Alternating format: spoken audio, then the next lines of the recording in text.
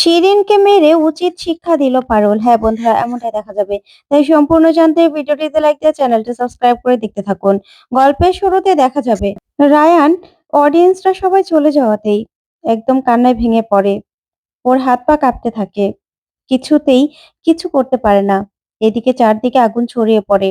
ওইদিকে রায়ানকে পারুল সহ সবাই মিলে স্টেজ থেকে নামতে বলছে, কিন্তু রায়ান কিছুতেই নামতে পারছে না। শুধুমাত্র পারুলের কথাই ভাবতে থাকে। ওইদিকে পারুল রায়ানের এই অবস্থা দেখে নিজে উপরে ওঠার চেষ্টা করে। তখনই মল্লার বলে, পারুল তুমি কোথায় যাচ্ছ? দেখছো সিঁড়িতেও আগুন লেগে গেছে। তখন পারুল বলে, না না মল্লার ভাই, আমাকে যে করি হোক রায়ানকে বাঁচাতেই হবে। রায়ান যে নিজের মধ্যে নেই। তখনই পারুল দৌড়ে স্টেজে উঠে যায়। তারপরেই রায়ানকে জড়িয়ে ধরে। ওইদিকে রায়ান পারুলকে দেখে হতভম্ব হয়ে তাকিয়ে থাকে। তখন পারুল বলে, রায়ান কি করছিস তুই? তুই দেখছিস চারদিকে আগুন লেগে গেছে। এখান থেকে আমাদের ঝাঁপ দিয়ে নামতে হবে। তখন রায়ান বলে, ঝাঁপ দিয়ে নামবো? তখন পারুল বলে, হ্যাঁ। তখন রায়ান পারুলের দিকে তাকিয়ে কান্নায় ভেঙে পড়ে। তখন পারুল বলে, তুই এত কেন ভেঙে পড়ছিস? চল তাড়াতাড়ি। তারপরেই সেখান থেকে রায়ানকে নিয়ে ঝাঁপ দেয় পারুল। ওইদিকে সবাই রায়ান আর পারুলকে বলে, তোমরা ঠিক আছো তো? তারপরে ফায়ার সার্ভিসের লোকজনও সেখানে চলে আসে।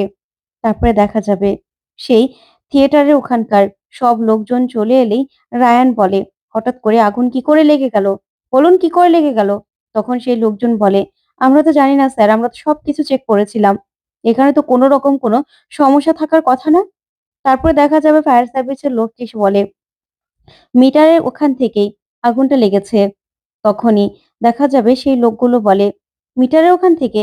আমরা তো ইলেকট্রিসিটি সবকিছু চেক করেছিলাম। মিটারের ওখান থেকে তো আগুন লাগার কথা নয়। ওদিকে রায়ান মনে মনে বলে, কি ব্যাপার?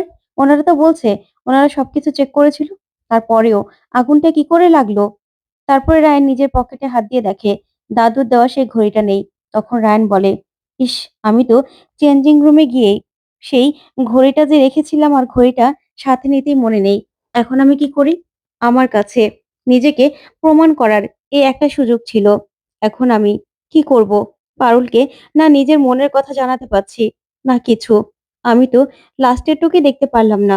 অডিয়েন্সের রিয়াকশনটাই দেখতে পারলাম না। আমি কেমন অভিনয় করেছি সেটাই আমি জানতে পারলাম না। কি করব আমি? এই ভেবেই রায়ান কান্নায় ভেঙে পড়ে আর বলে, না আমি পারুলকে নিজের মনের কথা জানাতে পারবো, না কিছু। তাহলে কি আমার কপালে এগুলোই ছিল? তখন এই ভেবে রায়ান আরো কান্নায় ভেঙে পড়ে। তারপরে দেখা যাবে রায়ান বলে, এসব কিছু আপনাদের জন্য, সবকিছু আপনাদের জন্য হয়েছে। তারপরে পারুল রায়ানের অবস্থা দেখে বলে, রায়ান তুই এরকম কেন ভেঙে পড়ছিস? তখন পারুল বলে, এতটা ভেঙে পড়িস না। ঠিক তখনই পারুল দেখতে পায় শিরিনের গাড়ি। তখন পারুল মল্লারকে বলে, মল্লার ভাই দেখো তো এটা শিরিঙ্গের গাড়ি না? তখন মল্লার দেখে বলে, হ্যাঁ পারুল, এরকমই তো মনে হচ্ছে। তখন পারুল বলে, আচ্ছা আপনাদের মিটারের ওখানকার সিসিটিভি ফুটেজটা দেখা যাবে? তখনই সেখানকার ম্যানেজার বলে, হ্যাঁ হ্যাঁ ম্যাডাম, অবশ্যই দেখা যাবে। তারপরেই সেখানকার সিসিটিভি ফুটেজ আনলেই কিছুতেই অন হচ্ছিল না ল্যাপটপ। তখন পারুল বলে, মল্লার ভাই তুমি দেখো তো। তখন মল্লার বারবার করে চেষ্টা করে, কিন্তু কিছুই ওপেন হয় না। তখন রায়ান বলে, এখনো বলবেন যে আপনারা কিছুই জানেন না? আপনাদের সিসিটিভি পর্যন্ত খারাপ। তারপরে পারুল বলে, অডিয়েন্সের ওখানে এটা দেখা যাবে তো? তারপরে সেখানে দেখতে পায় শিরিনকে। তখন শিরিনকে দেখে পারুলের আর বুঝতে বাকি নেই। তখন পারুল পারুল বলে, রায়ান দেখ শিরিনকে। তখনই রায়ান শিরিনকে দেখেই প্রচন্ড রেগে যায় আর বলে, শিরিনকে আমি ছাড়বো না। শিরিন আজকে আমার যে ক্ষতিটা করেছে, আমি ওকে কিছুতেই ছাড়বো না। এই বলে রায়ান দৌড়ে সেখান থেকে বেরিয়ে যায়। তখন পারুল বলে, না না, রায়ানের যে মাথা গরম হয়ে আছে, ও যা খুশি তাই করতে পারে। এই বলেই পারুলও রায়ানের পিছন পিছন ছুটতে থাকে। ওইদিকে শিরিন গাড়ি চালিয়ে যাচ্ছে আর বলছে, একদম বেশ হয়েছে রায়ান, আমি তোর প্ল্যানটা কোনোদিনও সাকসেসফুল হতে দেব না। তুই আমার ভালোবাসা যখন আমি পাইনি, তখন তুইও তোর ভালোবাসা পাবি না।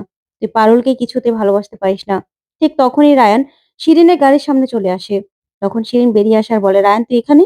তখন রায়ান ঠাসিয়ে একটা চড় মারে শিরিনকে আর বলে, তুই কেন করলি এটা? তখন শিরিন বলে, রায়ান তুই আবার আমার আমার গায়ে হাত তুললি? তখন রায়ান বলে, তোকে আমি মেরে ফেলবো শিরিন। তুই কেন করেছিস সেটা? কেন করলি বল? তখন শিরিন বলে, যা করেছি আমি বেশ করেছি। তুই শুধুমাত্র নিজের কাছে নিজেকে প্রমাণ করার জন্য আজকে পারফরমেন্সটা করতিস, তাই না? করতে চেয়েছিলি তুই, কারণ এই পারফরম্যান্সটা শুধুমাত্র তুই নিজেকে প্রমাণ করে পারুলকে প্রপোজ করতিস।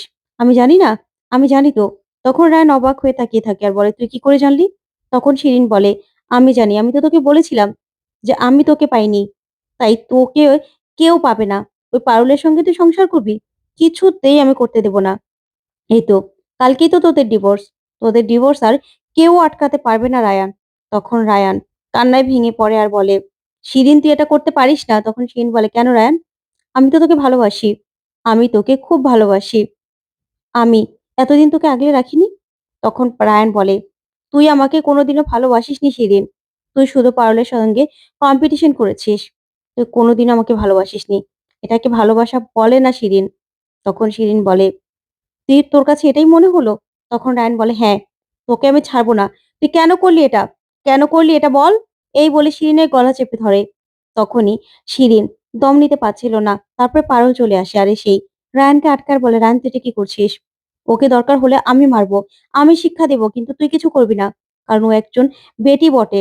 তুই কেন ওর গায়ে হাত তুলবি? যাই হোক না কেন, তোর বন্ধু হোক আর যাই হোক, ও একজন মহিলা। তুই ফেঁসে যেতে পারিস। তুই কেন বুঝতে পারছিস না?" তখন রায়ান বলে, "পারুল আমাকে আটকাবি না। আমি আজকে ওকে শেষ করে দেব।" তখন পারুল বলে, "না রায়ান, তুই ওকে কিচ্ছু বলবি না।" তখন রায়ান বলে, "পারুল ও আমার সব শেষ করে দিয়েছে।" তখন পারুল বলে, "না রে, কিচ্ছু শেষ হয়ে যায়নি। অডিয়েন্সরা চোখ দিয়ে জল পড়ছিল। আমি তো অডিয়েন্সের কাতারে ছিলাম। আমি জানি। আমি সবার রিঅ্যাকশন দেখেছি। তুই খুব ভালো পারফরম্যান্স করেছিস। ও কি নষ্ট করেছে? কিচ্ছু নষ্ট করতে পারেনি। সবাই খুব ভালো লেগেছে তোর অভিনয়।" তখন রায়ান বলে, "কোথায়? আমি তো কারো হাতে তালি শুনলাম না। অডিয়েন্সদের রিঅ্যাকশনটাই তো আমি দেখতে চেয়েছিলাম। সেটা তো দেখতে পারলাম না।" তখন পারুল বলে, "আমি তোকে বলছি তুই জিতে গেছিস।" তখন রায়ান বলে, "তার প্রুফ কোথায়?" "প্রুফ নেই তো। এখন থেকে মানুষ কেউ বলবে না যে রায়ান বসুর অভিনয় সবথেকে আমাদের ভালো লেগেছে। মানুষ এই সবকিছুর আগে এটা বলবে যে বসু থিয়েটারের ১ম পারফরম্যান্সেই আগুন লেগে গেছিল। তারা কিভাবে বেঁচে ফিরেছে সেটা চিন্তা করবে। যে সাংবাদিকরা এসেছিল তারা সবার আগে এটা প্রচার করবে যে বসু থিয়েটারে আগুন লেগে গেছিল। আমি একটা প্রোগ্রামও ফুলফিল করতে পারিনি। তাহলে কি করে পারুল? নিজেকে কি করে প্রমাণ করতে পারলাম?" তখন পারুল তাকিয়ে থাকে। তখন শিরিন বলে, "পারবি না তুই, পারবি না।"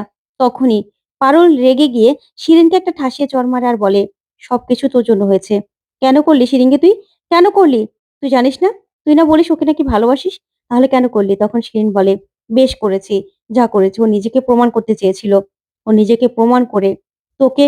তখনই পারুল বলে, "কি?" তখন শিরিন বলে, "তোর কাছে বলতো ও কাকে ভালোবাসে। ওর ভালোবাসার মানুষের নামটা বলতো। বুঝতে পেরেছিস? তাকে নিয়ে থাকবে। সেটা তো আমি হতে দিতে পারি না।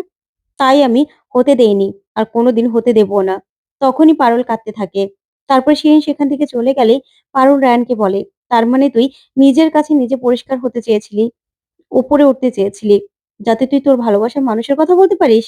সে কথা শিরিন জানতে পারল। তার মানে শিরিন তোর ভালোবাসার মানুষের নামও জানে। আর শুধুমাত্র আমি জানি না। কেন বললি না তুই? বল আমাকে বল।" তখন রায়ান তাকিয়ে থাকে পারুলের দিকে। তখন পারুল বলে, "আজকের দিনটাই তো। কালকে তোকে আমি মুক্ত করে দেব রায়ান।" এই বলে পারুল কাঁদতে, কাঁদতে সেখান থেকে চলে যায়।